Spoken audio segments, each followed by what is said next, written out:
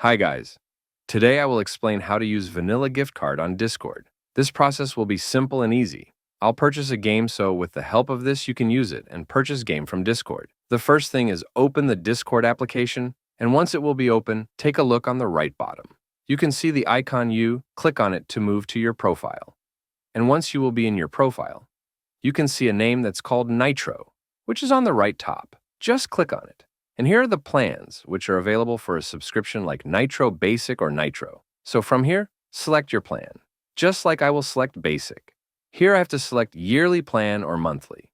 So I will click on the option monthly and then purchase. Here you can see the bank name, just click on it. And here I have different payment methods.